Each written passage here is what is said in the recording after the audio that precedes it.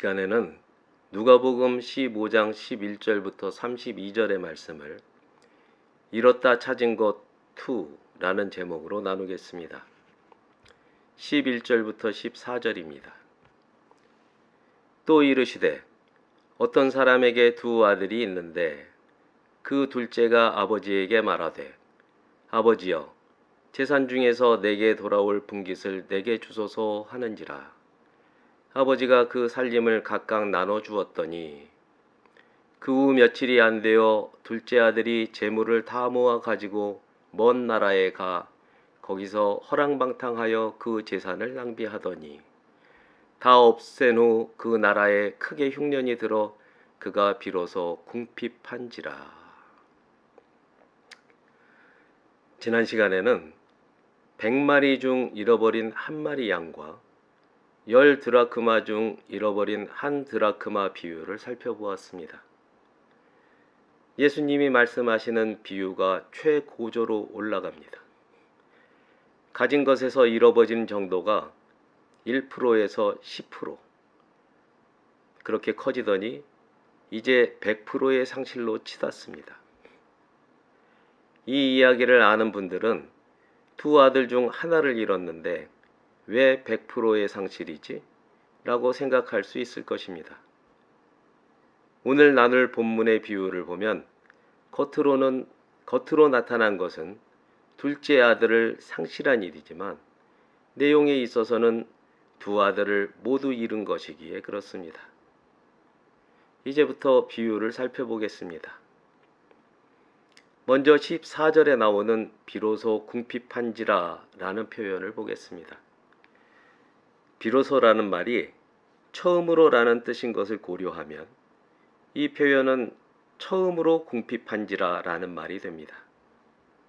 그러니 두 아들은 태어나서 지금까지 한 번도 궁핍했던 적이 없었음을 쉽게 알 수 있습니다.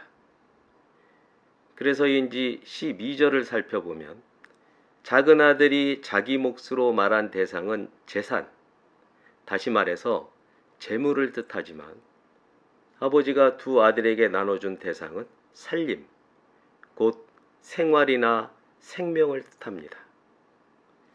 이는 둘째에게 아버지의 소유는 단지 풍요를 제공하는 물질에 지나지 않지만 아버지에게는 삶이자 생활의 근거로서 피와 살 그 자체임을 대비시켜 보여줍니다. 사람은 스스로 노력해서 재산을 모아봐야 그 가치를 아는 것 같습니다. 13절에서 둘째는 먼 나라로 가기 위해 재물을 모두 모았다고 하는데 재산을 재물, 그러니까 돈이나 값 나가는 물건으로 바꿨다는 얘기가 됩니다. 다시 말해서 몽땅 팔아치운 겁니다. 이는 돌아올 생각이 아예 없다는 의사표시입니다. 이 의사표시는 곧 먼 나라로 떠난 행위에서 나타납니다. 궁핍을 모르고 재산의 귀중함을 모르는 둘째와 그가 아버지에게서 강탈하다시피 취한 재물의 결말이 13절 후반과 14절에 나옵니다. 그는 허랑방탕하게 살아갑니다. 우리말로는 언행이 허황하고 착실하지 못하며 주색에 빠져 행실이 더럽고 지저분함을 말합니다만 헬라어로는 구원받지 못할 만큼이라는 뜻입니다. 결국 생명이 아닌 죽음 안에서 살아가는 것을 말합니다. 숨쉬지만 죽었습니다. 또한 모든 재물을 탕진합니다. 결과적으로 궁핍해집니다. 가난해지고 말이나 행동이 당당하지도 떳떳하지도 못하게 구차해졌다는 말입니다. 헬라어 성경에는 궁핍하게 된 상태가 지속되었다는 의미가 추가되어 있습니다. 사람의 생명은 그가 가진 소유가 얼마나 넉넉한지에 달린 게 아니요 하나님께 대해 쌓은 행위의 부유함에 달려 있음을 깨닫는 여러분과 제가 되기를 주님의 이름으로 당부합니다. 15절부터 20절 전반부까지입니다. 가서 그 나라 백성 중 한 사람에게 붙여 사니 그가 그를 들로 보내어 돼지를 치게 하였는데 그가 돼지 먹는 쥐염 열매로 배를 채우고자 하되 주는 자가 없는지라. 이에 스스로 돌이켜 이르되 내 아버지에게는 양식이 풍족한 품꾼이 얼마나 많은가. 나는 여기서 주려 죽는구나. 내가 일어나 아버지께 가서 이르기를 아버지, 내가 하늘과 아버지께 죄를 지었사오니 지금부터는 아버지의 아들이라 일컬음을 감당하지 못하겠나이다. 나를 품꾼의 하나로 보소서 하리라 하고 이에 일어나 아버지께로 돌아가니라. 먼 이국에서 가진 재물로 부를 누리고 사람을 부리며 살 줄 알았던 둘째는 오히려 이국 사람의 머슴이 되어 돼지를 키우며 줄이게 됩니다. 몸을 팔아도 줄인 배를 채우기에도 모자란 상태, 목숨을 위협받는 처지가 된 겁니다.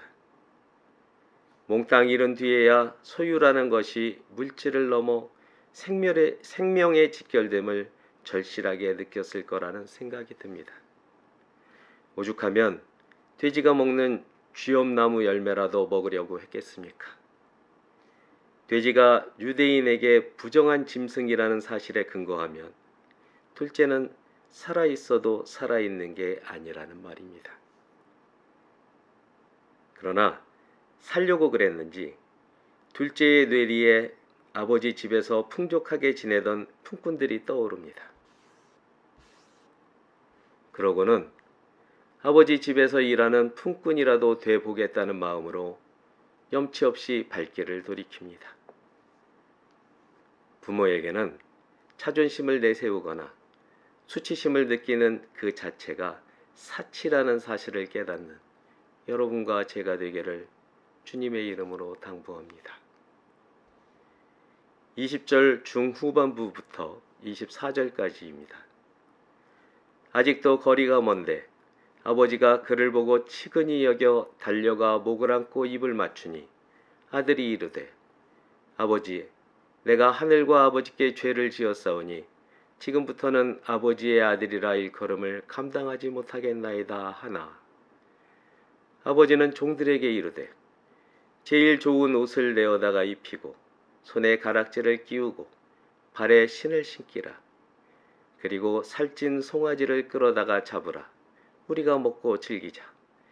이 내 아들은 죽었다가 다시 살아났으며 내가 잃었다가 다시 얻었노라 하니 그들이 즐거워하더라.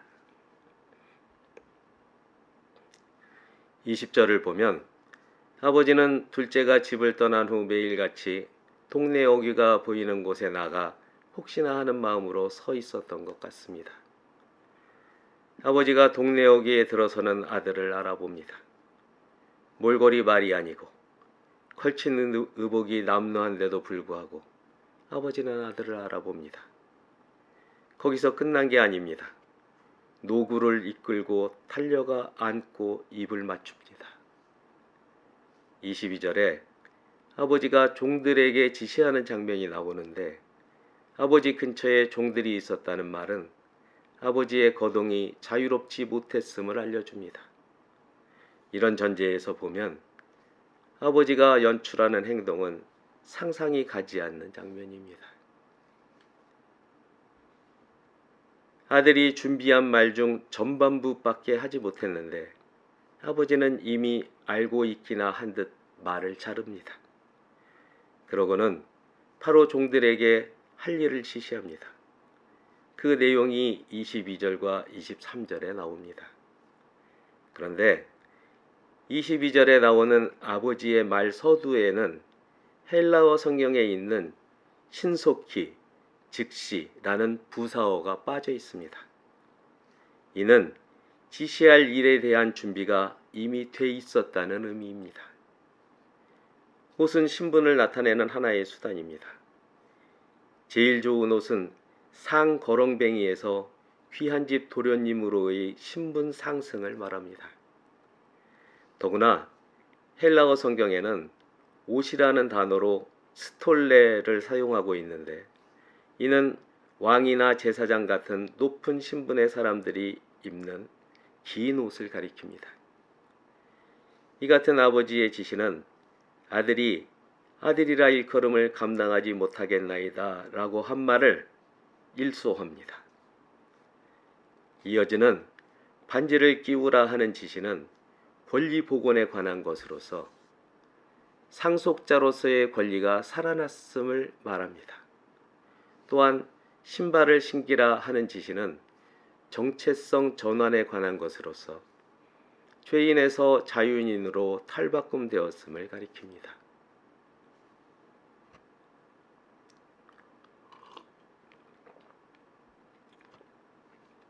살아있는 아버지에게 유산을 달라는 요구는 아버지더러 돌아가시라고 말하는 것과 다르지 않습니다. 또한 율법은 완악하고 패역한 아들을 돌로 쳐 죽게 할 권한을 부모에게 두고 있습니다. 이런 관점에서 아버지의 결론은 이렇습니다. 죽었던 아들이 살아서 돌아온 것이고 동시에 아버지 역시 죽었다가 살아난 겁니다. 25절부터 32절입니다. 맏아들은 밭에 있다가 돌아와 집에 가까이 왔을 때에 풍악과 춤추는 소리를 듣고 한 종을 불러 이 무슨 일인가 물은데 대답하되 당신의 동생이 돌아왔음에 당신의 아버지가 건강한 그를 다시 맞아들이게 됨으로 인하여 살찐 송아지를 잡았나이다 하니 그가 노하여 들어가고자 하지 아니하거늘 아버지가 나와서 권한대 아버지께 대답하여 이르되 내가 여러 해 아버지를 섬겨 명을 어김이었거늘 내게는 염소 새끼라도 주어 나와 내 벗으로 즐기게 하신 일이 없더니 아버지의 살림을 창녀들과 함께 삼켜버린 이 아들이 돌아오매 이를 위하여 살진 송아지를 잡으셨나이다. 아버지가 이르되 예 너는 항상 나와 함께 있으니 내 것이 다 내 것이로되 이 네 동생은 죽었다가 살아났으며 내가 잃었다가 얻었기로 우리가 즐거워하고 기뻐하는 것이 마땅하다 하니라. 밭에서 일하고 돌아오는 맏아들이 집에서 흘러나오는 가무가 어우러진 잔치 소리를 듣습니다. 그리고 그 이유가 무엇인지도 알게 됩니다. 26절에서 맏아들이 종을 불러 물은데라는 표현은 미완료 과거형입니다. 다시 말해서 26절과 27절은 적어도 2차례 이상 질문과 답변이 오고 갔다는 의미를 담고 있습니다. 맏아들 마음에 당혹스러움과 배신감이 소용돌이 치고 있음을 알 수 있습니다. 나는 밭에 있는데 집에서는 나도 모르는 잔치가. 맞이의 감정과는 달리 종의 답을 살펴보면 이렇습니다. 둘째가 돌아와서 모두가 즐겁고 아버지가 그에게 건강을 찾아주려고 한다는 것입니다. 모든 집안 식솔이 살아 돌아온 둘째를 영접하는 아버지와 함께하고 있다는 내용입니다. 이에 화가 난 맞이가 아버지와 식솔과 잔치 자체를 외면하려는 순간에 아버지가 다가와 잔치에 참여하기를 권합니다. 이에 화가 치밀어 오른 맞이는 아버지에게 따져 말하기를 서슴지 않습니다. 지금부터 맞이가 한 말의 내용을 들여다보겠습니다. 29절에 맞이가 말한 아버지를 섬겨에서 섬기다라는 말은 종이 되다라는 뜻입니다. 이제까지 맞이는 아버지에 대해 아들로서가 아니라 종으로서 살아왔음을 알 수 있습니다. 맞이는 무임금으로 일하며 아버지의 뜻을 따랐다고 주장합니다. 자기가 느끼고 있는 감정을 자기의 벗과 둘째가 어울린 창기, 그리고 제물로서는 차선인 염소와 최우선인 송아지를 대비시켜 말합니다. 자기가 우선이 되지 못하는 것과 자기 상속분의 재산을 가지고 성황리에 치러지는 잔치에 자기의 의사가 무시되었음을 거칠게 항의하고 있는 겁니다. 여기서 둘째는 탕진해서 궁핍해졌지만 마지는 애초부터 궁핍했음을 알 수가 있습니다. 마지의 궁핍은 그의 마음에 도사리고 있는 자기애라는 큰 탐욕에서 기인한 겁니다. 마지가 열심히 일하는 이유는 오로지 아버지와 가족을 사랑하는 데 있어야지 아버지와 가족에 대해서 자기 행실에 오름을 내보이려는 것이어서는 안 됩니다. 그러나 아버지의 마음은 다릅니다. 31절에서 아버지는 이렇게 말합니다. 예, 너는 항상 나와 함께 있으니 내 것은 다 내 것이로되. 이 말은 너는 곧 나다라는 뜻으로 마지에게 가장의 지위를 인정하는 표현입니다. 돌아온 둘째는 이제 아버지의 아들이기도 하지만 동시에 마지의 아들이기도 한 겁니다. 이제 마지는 아버지와 마찬가지로 둘째뿐 아니라 모든 식소를 사랑으로 품는 위치에 있음을 말해줍니다. 예수님은 이후 마지가 어떻게 반응했는지 알려주시지 않습니다. 이야기 속의 아버지가 아들 둘을 다 잃었다가 모두 찾아 무한한 기쁨을 누리기를 기대할 뿐입니다. 존귀한 하나님의 친구 여러분, 회개의 여지가 없는 사람은 없습니다. 명백한 죄인이었던 둘째는 아버지에게 돌아옴으로 환대를 받습니다.